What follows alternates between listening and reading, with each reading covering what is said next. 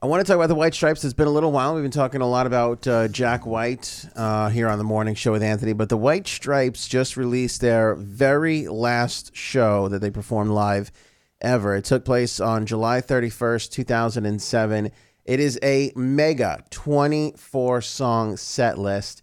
And most people didn't even know it was going to be their last show. In fact, Ben Blackwell, who is an archivist for the White Stripes for Third Man Records, he recounted a story to go along with this recording, as Third Man Records is releasing this recording on a stream for the very, very first time. He says, and I quote, he was backstage. He says, and I quote, Meg said to me, I think this is the last White Stripes show. Confused, I responded, well, yeah, the last show, this leg of the tour. She replied, no, I think this is the last White Stripes show ever, and slowly walked away. He said, quote, I was dumbfounded. I had no idea what she was talking about. I had no idea what she meant. I had no idea what to do. I looked around to see if anyone else heard what Meg had said, but I was all alone. End quote. Imagine that. That's like my worst nightmare, that something happens, you look around and nobody else saw it. That's what scares me about the aliens. I hope when they come for me, there's people around to see it. You got to think so with all the cell phone cameras and doorbell cameras out there nowadays, right? Anyway, so Ben scrambled, freaked out, and started running around and started grabbing every last thing he could. Everything from the day's rundown, where the band's list, when sound check is, when crew break is, all that kind of stuff when they take the stage. On this night at this show at Snowden Grove in Mississippi, the show started at 8:30 and they had a strict curfew at 11 p.m. Show is being described as pretty darn good.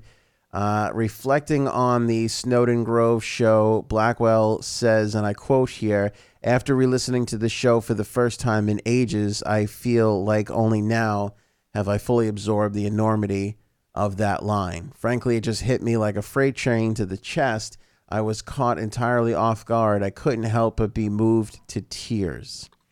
The White Stripes final concert is available at nugs.net. I will put links on the Morning Show with Anthony vlog page so you can get to it nice and easy.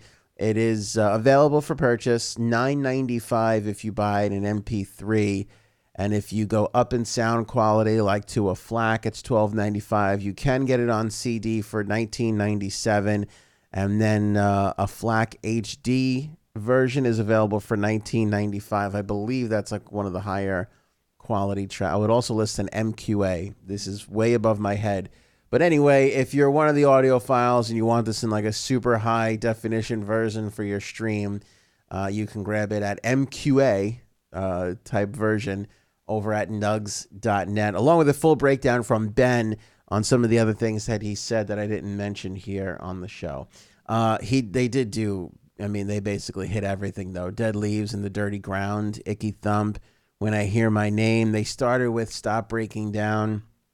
John the Revelator is in this set list. You Don't Know What Love is in this set list.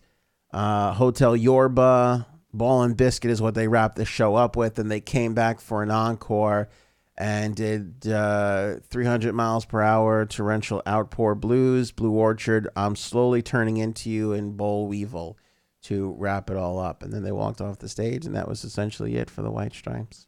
I listened to some samples of it. It sounds pretty darn good. Let me bring up a little thing here for you guys. What do you want? You want to look Icky Thump?